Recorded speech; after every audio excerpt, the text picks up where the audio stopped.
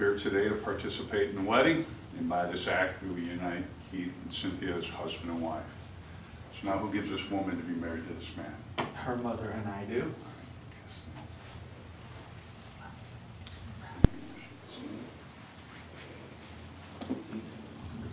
Thank you. There you go. Last minute instructions. You may be seated. Well, first I want to congratulate both of you on this beautiful day for your wedding. I also want to thank you for allowing me to be a part of such a very special day in your life. I truly do consider it a privilege as well as an honor. I'd like to say something to those who are gathered here today. If you do happen to have a cell phone, I appreciate it if you either turn it off or make sure that it's in a silent position. In the event it goes off, we don't want it to interrupt the sermon. Keith and Cynthia, though I do charge and require both of you as you stand here in the presence of these witnesses, having considered the covenant that you're about to make here today, you do now declare before those that are gathered here today your pledge of faith one to another. And as you live by the vows you'll be saying today, you'll actually find that your love for each other will continue to grow. So Keith and Cynthia, here in the presence of these witnesses, we've come together today to join hearts and hands and to make you husband and wife. Now when you walk away, you really be as you were when you came, equal. Yet you become something significantly different because you become equal parts of one another. And those that have gathered here today do so to affirm the love you have for each other and also to witness this new beginning that's taking place here today. Now we do trust that you'll always be there to comfort one another, strengthen one another, and encourage one another all the days of your life. And we trust too that whatever you share with your partner, that you'll receive that back in return. But we rejoice with you now in this new step, this new adventure in your life. So actually now begins just the two of you. Even though there's other people here, marriage is a beginning and it takes two to make a marriage a success. So I just want to encourage you to work hard at your relationship, that it can be all that it needs to be. As a matter of fact, someone said the three most important ingredients in a marriage are these: communication, communication, communication. And that's very true, but I'd like to add to it today too, and that is love, a lot of forgiveness. And if you do that, your marriage will be a great success. It's actually that simple. It's that difficult. Now in a minute, I'll have you say your vows. But before we do that, I have a question I'm going to ask each of you. Then I'm going to give you a little encouragement in the area of love, and then I'll have you face one another to say your vows. But first we'll start with a question, and Keith, I'll start with you. Keith, will you have Cynthia to be your wedded wife, to live together in a state of matrimony? Will you love her, comfort her, honor and keep her in sickness and in health, and forsaking all others, keep yourself only unto her, so long as you both shall live? I will. Cynthia, I have the same question for you. We have Keith to be your wedded husband, to live together in a state of matrimony. Will you love him, comfort him, honor and keep him in sickness and in health, and forsaking all others, keep yourself only unto him, so long as you both shall live?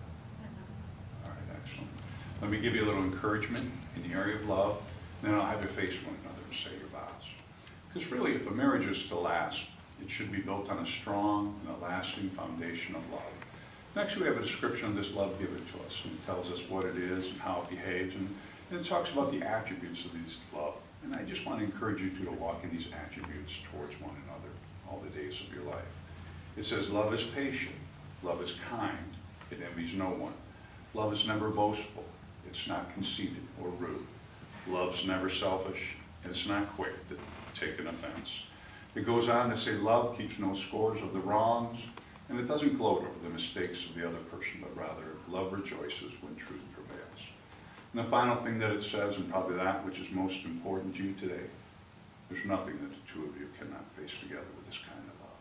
As a matter of fact, there's no end to your relationship with this enduring love. And it concludes by saying this: love never fails. All right, so let's have you face one another. You can go ahead and pass your bouquet out. We're going to have you say vows. These are solemn promises and commitments. And Keith, we'll start with you. If you please repeat after me now as you say your vows to Cynthia. I, Keith. I, Keith. Take you, Cynthia. Take you, Cynthia. To be my wedded wife. To be my wedded wife. To have and to hold. To have and to hold. From this day forward. From this day forward. For better, for worse. For better, for worse. For richer, for poorer. For richer, for poorer. In sickness and in health. In sickness and in health. To love and to cherish. To love and to cherish. All of the days. All of the days. Of my life. Of my life. I pledge to you. I pledge to you. My faith. My faith. Okay, And Cynthia, now if you could please repeat after me as you say your vows to Keith. I, Cynthia, I, Cynthia, take you, Keith, take you to be my wedded husband, to be my wedded husband, to have and to hold to have and to hold from this day forward, from this day forward, for better, for worse, for better, for worse, for richer, for poorer, for richer, for poorer, in sickness and in health, in sickness and in health, to love and to cherish to love and to cherish all of the days all of the days of my life. of my life. I pledge to you I pledge to you my faith. my faith. Okay, great. All right, don't kiss yet. All right, you guys turn to face me if you will. Okay, now I just want to give you a little encouragement in those vows you just said. Those were vows, those were commitments. And my encouragement to you is that you would just hold those vows in high esteem. Let them serve as a reminder of your word that you've given to one another here today. And now at this time, we're going to do something to commemorate and remind us of those vows you just said. That's a ring exchange. So I'm going to get the rings out, I'll say something about them, and we'll have you face one another and place the rings on each other's fingers. So Keith and Cynthia, you've now shared promises in our presence, which were those vows you just said to one another.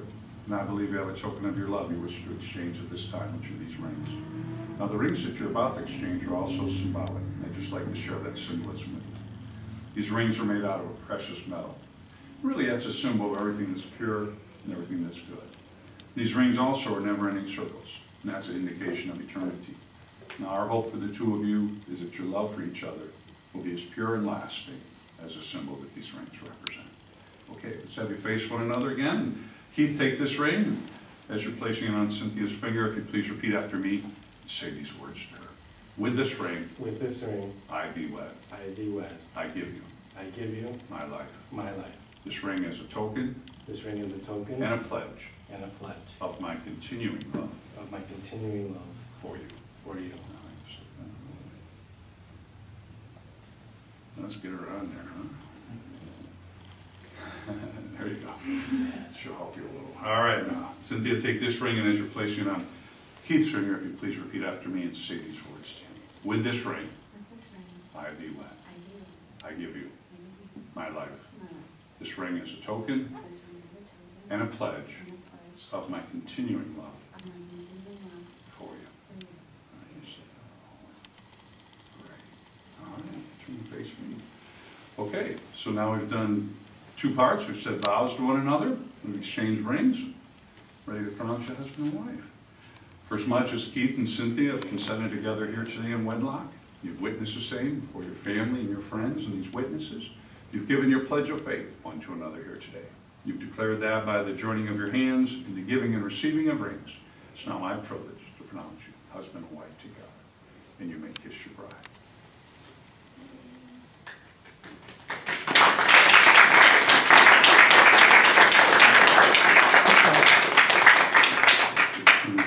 Don't go yet. We have a bouquet back now. May your marriage be a happy, long, and joyful marriage, ladies and gentlemen. It's my privilege to present to you Mr. and Mrs. Keith Brown.